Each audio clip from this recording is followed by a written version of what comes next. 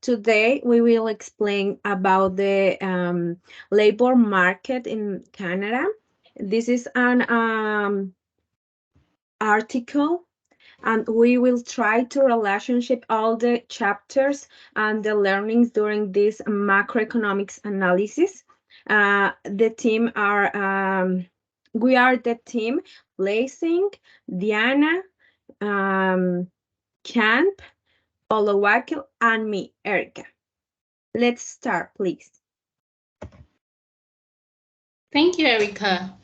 The Canadian economy is undergoing a subtle transformation. Early indications pointing to a potential slowdown in wage growth.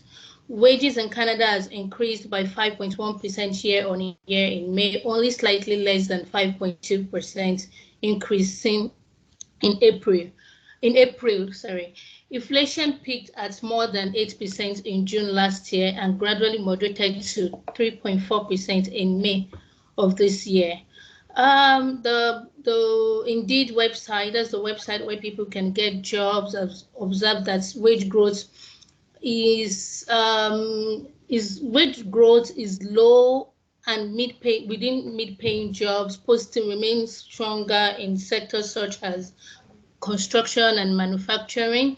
Then the big question now is, can this slowing in wage growth help achieve the delicate balance between inflation and economic stability? Let's look at the analysis our team has been able to draw out based on some of the macroeconomic topics discussed in class. Next.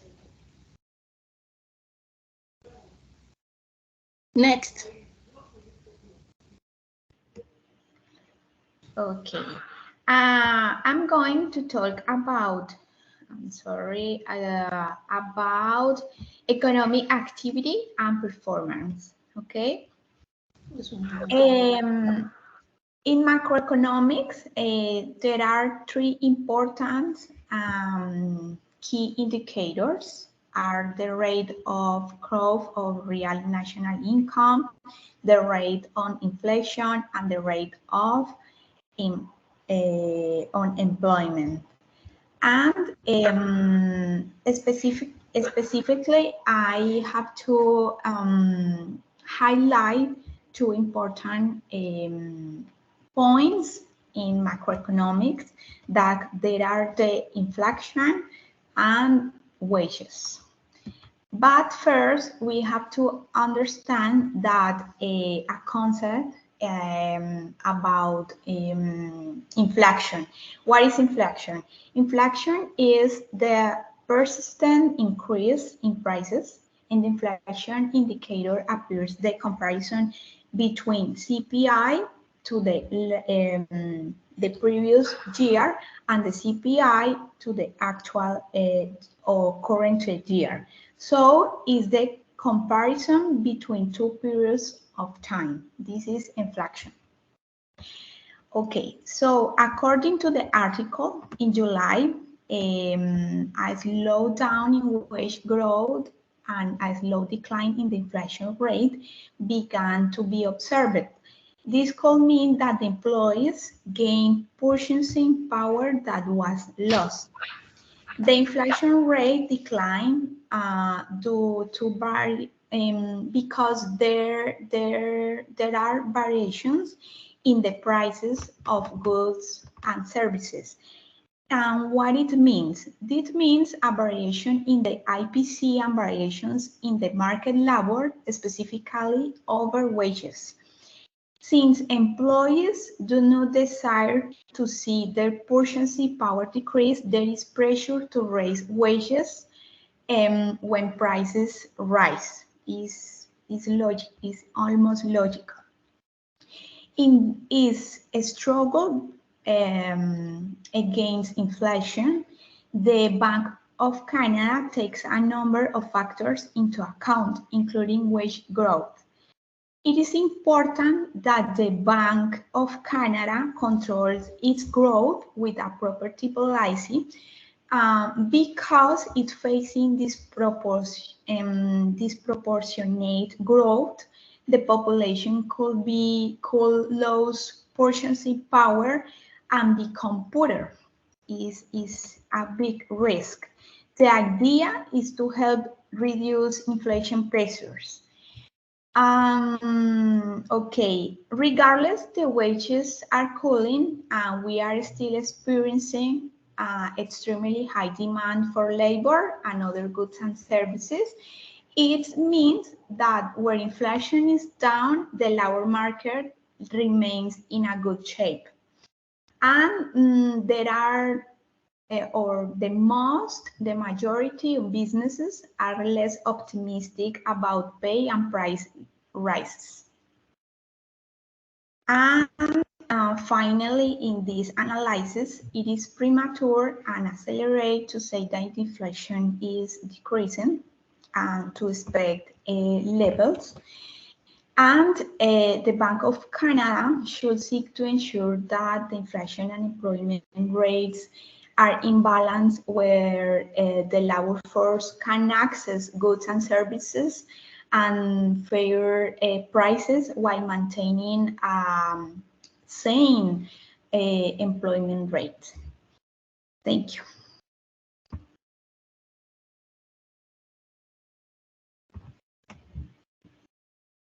Hello, everyone. I will explain the relationship of this article with the output, business cycle, growth, and employment.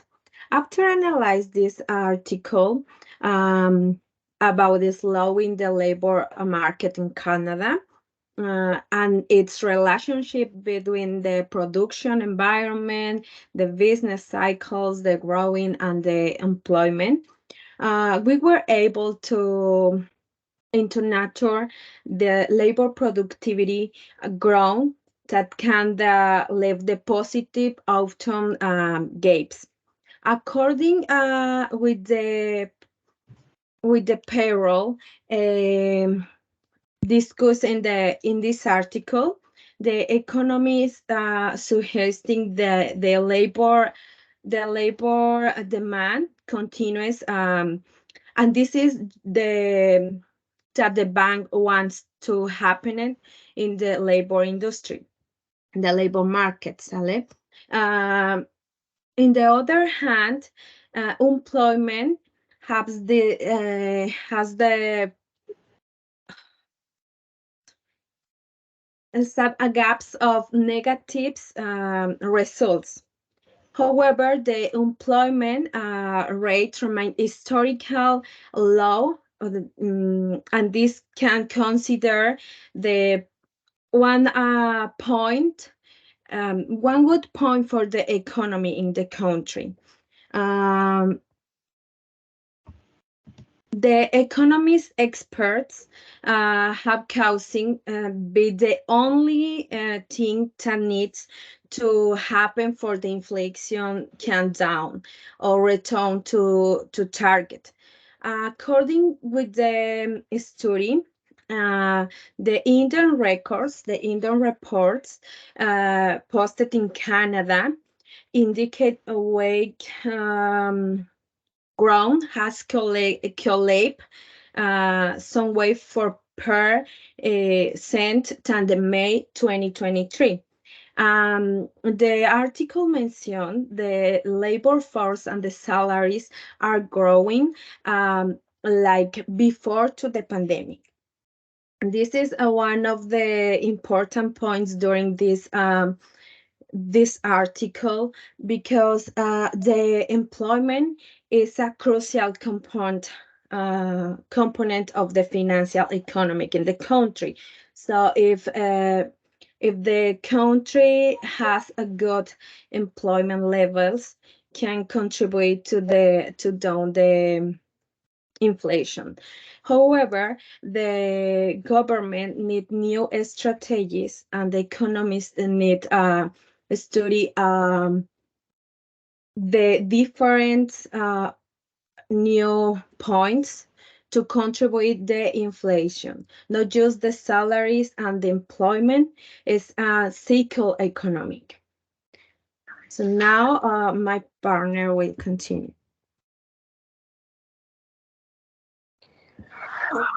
name is Blessing, and I'm going to be presenting on government sector in relation to the analysis we've done so far. So, first of all, the government tools that can be used to tackle this problem, reducing government expenditure.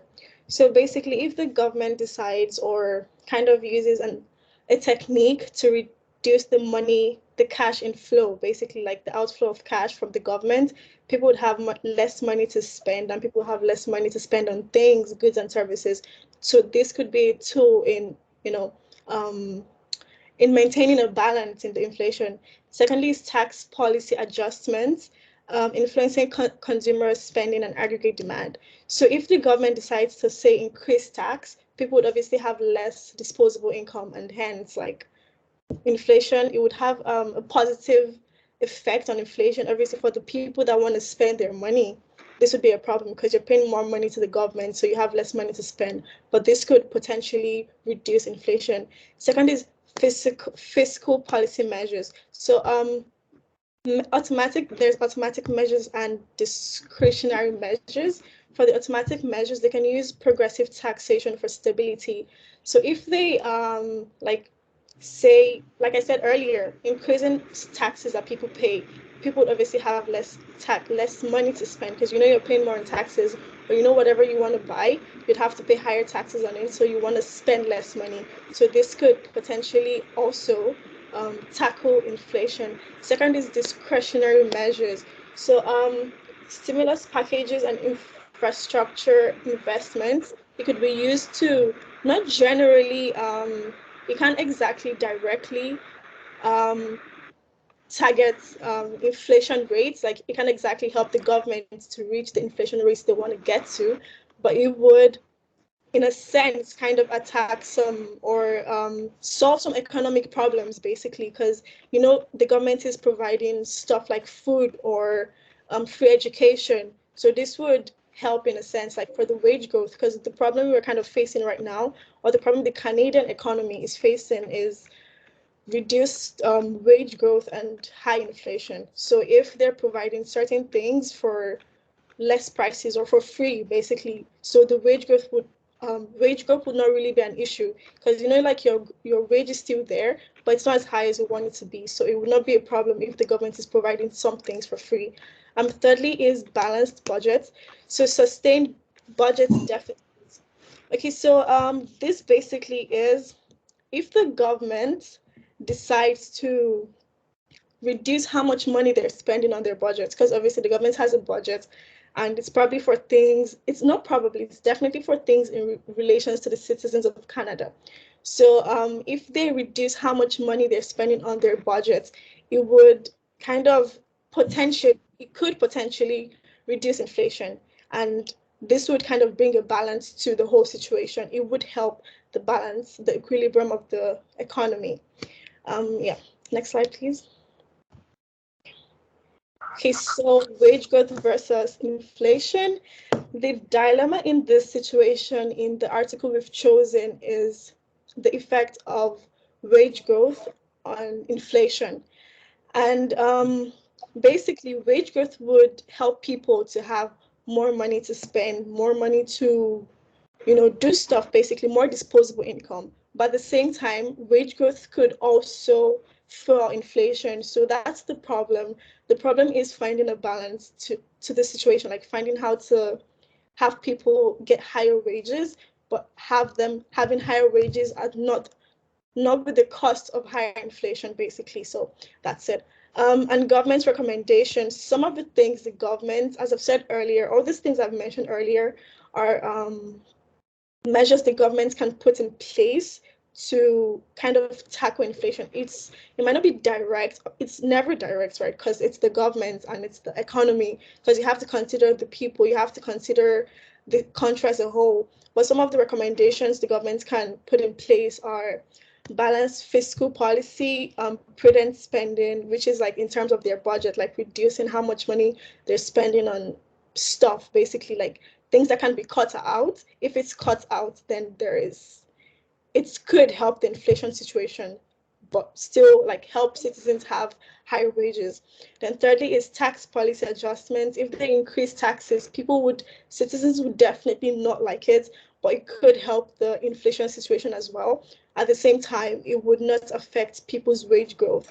Then there's debt management. This is in terms of country debts, not exactly people's like citizens' debts. And lastly is collaboration with the central bank. The central bank is obviously the bank in control of, not in control, but have the major power in the whole money situation, in the economical situation.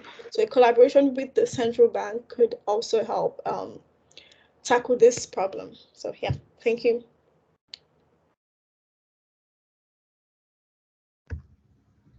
Good evening, all. This next portion of the slide of our presentation emphasizes on the interplay between monetary base inflation and the wage rate. Now, we all know that the monetary base has a great implication on the level of inflation in the economy. A monetary base includes the money in circulation that is there in the market. More money in circulation amongst the public means they are eventually going to spend more and drive up the demand for the goods and commodities and services, eventually leading to a higher price. Now, the data for the past year suggests that the monetary base in Canada peaked at around 323 billion Canadian dollars on February 28, 2023. And at this point, the inflation also peaked at around 5.25%.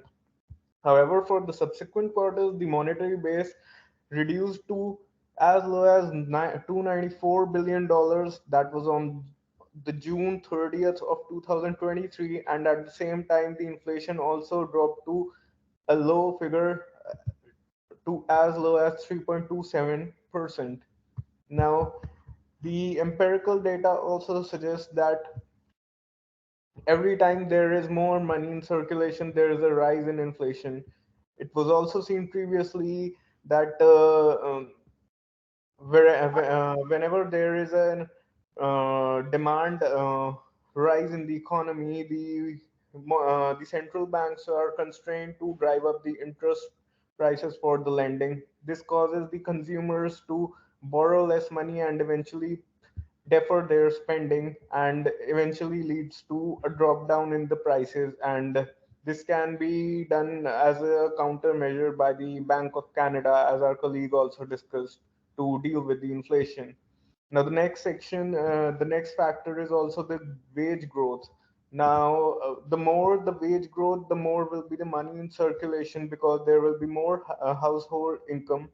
The household income A higher household income will lead the individuals to spend more on commodities and services, and drive up the demand in the same way as the monetary base does in the economy. Now, apart from that, there's a spiral effect from the wage growth, which also leads to a cyclical effect, in as much as the employees are usually prompted to negotiate for higher salaries with their employers in order to deal with rising prices. This kind of works as a cyclical phenomena, that the increased wage would lead to inflation, and then inflation would lead to an increased wage. Now, the data indicates that the Canadian overall wage, peaked at around 1.2445 Canadian trillion dollars at in February 2023, and as we have discussed above, the inflation had peaked at around 5.25% at the same time. However, there's a more encouraging news, as the article has pointed out, that there seems to be a decrease in the Canadian wage rate, as also indicated by one of the leading employment companies, that is the Indeed.com. However, we should not yet jump the gun and be happy about it, there because this slowness of the wage growth could affect the most vulnerable sections of the society, that is the lower income group, because the the decrease in wage rate is generally quite prior to the decrease in prices. Hence, those lower income groups are put at risk for survival. So I'll let my colleagues carry on to the next slide for the other portion. Thank you. Yeah, in conclusion, as already discussed by my team members, a slowing wage rate can reduce the disposable income. However, curbing demands for goods and services does showing signs of slowing inflation. So we need to look for how to manage this inflation carefully in order to avoid, so as not to have a negative impact on lower income groups. In order to achieve this, based on what the analysis my team members have done, we need to look at the multifaceted approach, which involves the cooperation between the central bank and the government authorities, fiscal policies, budget management, taxation, and monetary measures, just to strike the right balance. However, inflation, we cannot say eradicate inflation, but in order to reduce it, like I said, in the Canadian economy, we need to achieve an equilibrium, which might be complex, but it remains attainable and following the prudent policies and collaboration. Thank you very much.